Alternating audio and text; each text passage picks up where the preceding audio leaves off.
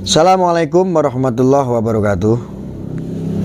Nah ini saudara-saudara, saya perlu menyampaikan sedikit ini sikap-sikap ya dari sebuah organisasi, juga organisasi terbesar Islam di dunia ya. Agar apa ini saudara-saudara ya? Ini supaya menjadi penyeimbangan berita ini. Agar apa? Agar bangsa ini, agar umat ini tidak gampang terdoktrin oleh faham-faham yang dibawa oleh mereka, yaitu para kadrun, saudara ya. Nah, di sini ada sikap dari NU terhadap politik khilafah. Ini penting saya sampaikan karena sangat berbahaya ya. Ya. Nahdlatul Ulama ini dalam musyawarah nasional alim ulama yang diadakan di Jakarta pada tanggal 1 sampai tanggal 2 November 2014 itu memutuskan beberapa poin tentang sehubungan dengan khilafah. Yaitu yang pertama ini supaya umat bangsa Indonesia ini supaya tahu ya betapa bahayanya itu orang-orang yang mengasuh khilafah, jangan dipercayai. Islam sebagai agama yang komprehensif ya, din samsil kamil ya, tidak mungkin melewatkan masalah negara dan pemerintahan dari agenda pembahasannya. Yang kedua, mengangkat pemimpin atau nasb al-imam wajib hukumnya, karena kehidupan manusia akan kacau ya, atau fatal chaos atau ya, tanpa adanya pemimpin. Ya kalau nggak ada pemimpin ya chaos ya, atau chaos ya gitu ya. Terus yang ketiga ini, Islam tidak menentukan apalagi mewajibkan sesuatu bentuk negara dan sistem pemerintahan tertentu bagi para pemeluknya. Ini perlu dipahami ya. Yang berapa? Yang keempat berarti ya. Yang keempat, khilafah sebagai salah satu sistem pemerintahan adalah fakta sejarah yang sangat mungkin didirikan saat itu karena rakyatnya homogen Islam. Kondisi itu berbeda dengan hari yang masyarakatnya sudah beragam. Ya. Terus yang kelima ya, Negara Kesatuan Republik Indonesia yang disebut NKRI adalah hasil perjanjian luhur untuk mewadahi segenap elemen bangsa yang sangat majemuk dalam hal suku, bahasa ya, budaya dan agama tentunya. Yang keenam, umat Islam tidak boleh terjebak dalam simbol-simbol dan formalitas nama yang tampaknya Islami, tetapi wajib berkomitmen pada substansi. Yang di luar itu ya jangan ini ya, saudara-saudara ya. Ini juga perlu saya sampaikan juga ya, hati-hati terhadap Wahabi Salafi ya. Ini medsos ya, atau sosial media ini sering, dari sosial media ini sering ini menularkan faham-faham atau mendoktrin lewat media, lewat tontonan, lewat video-video atau narasi, atau pengajian-pengajian yang terkadang atau bisa disebut dakwah ya pada umumnya. Ya, hati-hati nih. Ini ciri-ciri konten Wahabi Salafi di sosial media ya. Wahabi adalah aliran dalam Islam yang ditujukan kepada pengikut Muhammad bin Abdul Wahab. Sementara Salafi kerap dikaitkan dengan aliran pemikiran yang mencoba memurnikan akidah Islam dari bid'ah, khurafat, dan syirik. Kedua aliran ini menurut Pak Mahfud MD ya, sebagai Menko Polhukam, ini tidak cocok dengan tradisi Islam yang ada di Indonesia. Dan memang kalau kita berpikir secara logika, kita mengkaji dengan apapun itu ya yang sudah diterapkan aturan-aturan di negara kita ini, memang tidak cocok. Apa yang disampaikan Pak Mahfud sudah jelas. Ya. Makanya hati-hati memilih konten pengajian di sosial media. Hati-hati ya. Berikut ini adalah ciri-ciri konten dakwah Wahabi Salafi di sosial media itu ya seperti ini ciri-cirinya ya. Yang pertama ini membid'ahkan tradisi keislaman kelompok Islam di luar golongannya. Yang tidak satu golongan dengan mereka pasti akan dibid'ahkan, diharam-haramkan. Padahal sesuatunya tidak keluar daripada syariat Islam. Ya. Terus yang kedua ini menyebut ajaran kaum sufi atau menganut paham tasawuf, menyimpang dari sunnah Nabi. Dan yang ketiga itu mengajak untuk meninggalkan beberapa tradisi di Indonesia karena dianggap syirik. Ya. Makanya di sini ada salah satu ulama yang tentunya kita semuanya mengenal ya. Ada Gus Baha ya, yang biasa disebut Gus Baha atau Kiai Haji Bahaudin Nur Salim ya. Beliau berkata justru yang menjadi masalah itu apabila ada orang yang tergesa-gesa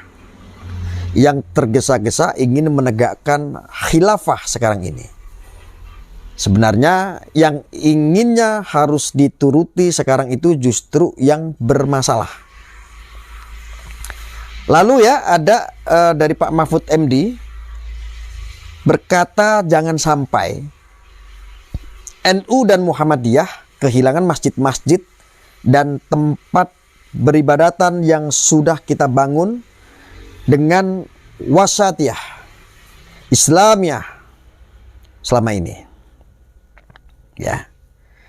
Dan tidak lupa ada juga di sini ada Gus Muafik yang biasa disebut ya atau Kiai Haji Ahmad Muafik. Beliau juga berkata ada sebagian umat Islam yang ingin kembali ke asal zaman Rasul yaitu Al-Qur'an hadis. Secara teori ini akan ada benturan keras dengan sistem mayoritas Islam Indonesia. Mundur tidak ada masalah kalau tahu jalan dan maqasidul syariah ya. Jadi Piagam Madinah adalah fondasi yang dibangun Nabi dalam berinteraksi sesama manusia. Kita rasakan hari ini di Indonesia kebebasan beragam. Ya. Dan ini juga sebuah fatwa dari Syekhona besar kita, ulama kita, kiai kita, abah kita, ya dari almarhum Kiai Haji Maimun Zubair, ya pengasuh pondok pesantren Al Anwar yang di Serang Rembang ya, Sarang ya. Ini juga beliau pernah berkata, masa kekhalifahan sudah habis untuk Indonesia. Konsep kenegaraan yang cocok adalah seperti sekarang ini. Kemerdekaan Indonesia menjadi inspirasi bagi negara-negara di belahan dunia lain.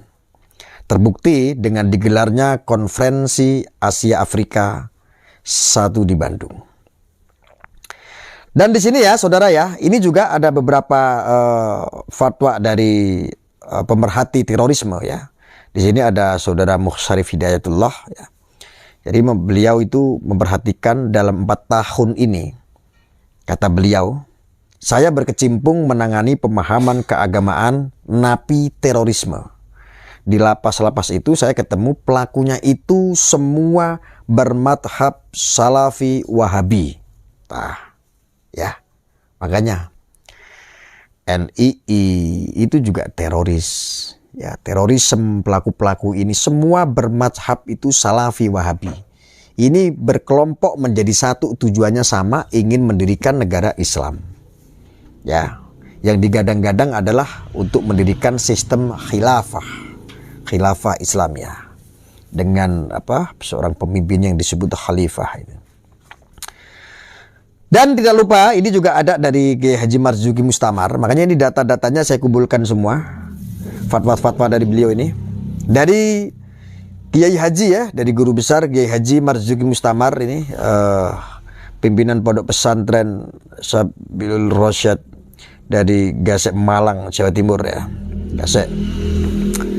Beliau berkata juga gerakan atau firqah yang menolak sahabat dan mengkafirkan orang-orang yang tidak sepaham dengan gerakannya adalah gerakan yang dimotori Abdullah bin Sabah yang juga seorang Yahudi. Wah, mengerikan ya. Wah. Jadi saudara-saudaraku, sekali lagi saya ulangi, ini hati-hati ya, ini hati-hati. Ciri-ciri konten Wahabi Salafi di sosial media ini yaitu ciri-cirinya ya yang tadi itu ya saya bacakan di sini. Dan ini saya tempelkan lagi nih ya. Wahabi adalah aliran dalam Islam yang ditunjukkan kepada pengikut Muhammad bin Abdul Wahab. Sementara Salafi kerap dikaitkan dengan aliran pemikiran yang mencoba memurnikan akidah Islam dari bid'ah, khurafat, dan syirik. Kedua aliran ini menurut Menko Polhukam Pak Mahfud MD juga tidak cocok dengan tradisi Islam yang ada di Indonesia. Nah, ciri-cirinya ya seperti ini, Wahabi Salafi ini. Ini di media sosial pun sudah sering ya, disampaikan sama mereka. Membid'ahkan tradisi keislaman kelompok Islam di luar golongannya. Menyebut ajaran kaum sufi atau menganut paham tasawuf menyimpang dari sunnah Nabi. Mengajak untuk meninggalkan beberapa tradisi di Indonesia karena dianggap syirik. Makanya tidak aneh kan ketika ada wayang, ketika ada keris ini jadi masalah ya, budaya, tradisi, dan lain-lain sebagainya ya. Padahal apapun itu kesyirikan ketika tidak keluar daripada syariat Islam ya bukan syirik ya harusnya ya. Tetapi mereka memang suka mengada-ada. Inilah berbahayanya kelompok-kelompok mereka. Jadi pesan saya adalah terorisme, radikalisme, terus paham-paham ekstrim atau paham-paham khawarij. Ini kelompok-kelompok ini menjadi satu sama teroris ya, mulai dari JAD, Jamaah Ansarud Daulah Islamiyah, mulai dari NII yang ingin mendirikan negara Islam Indonesia, sampai dengan Hizbut Tahrir Indonesia yang menggadang-gadang yang ingin mengasong khilafah, mengusung khilafah Islamiyah. Ini semuanya ini jadi satu, termasuk Wahabi dan Salafi. Kita ingin kembali kepada Quran dan hadis. Prakteknya mereka seolah-olah membenarkan kita harus kembali kepada zaman dulu lagi, dan ini sangat kacau sekali. Makanya paham-paham seperti ini sangat menyesatkan. Ini doktrin ini sudah sampai ke anak-anak kecil. Kayak ngerasa kayak gitu loh. Kalau ini dia matinya senyum, bahagia maksudnya. Semua orang kalau disuruh mati syahid langsung pada senang. Soalnya kalau mati syahid itu dia kalau meledak kan, kalau orang mati Meledak gimana maksudnya? meledak pakai bom. Kalau orang mati itu kesakitan. Kalau dia mah nggak ada rasa pun. Tapi dia bahagia. Malahan ada tuh orang ya badannya udah kebeler gede, tapi masih bisa ngomong sambil ketawa lagi. Yang benar. Tulis aja di YouTube. Oh, kamu mau mati syahid? Aku mau lah. Ih, serem. Jadinya ini dia Gak boleh tahu. bomnya ini mobil. Nah di dalamnya itu ada bom. Nanti dia jalan pakai mobil ke tempat kompi orang kafir. Nah nanti di depan kompi orang kafir dia mencet bomnya, meledak mobilnya. Meledak kayak bom nuklir. Sampai dengan anak dewasa, sampai ke perguruan-perguruan ya, kampus-kampus, mahasiswa ini sudah banyak doktrin. Dan ketika ini berjalan, paham-paham ini terus menular, banyak orang yang terpapar, terdoktrin dengan paham-paham seperti itu, maka saya tidak yakin kalau Indonesia bertahan 10 tahun ya.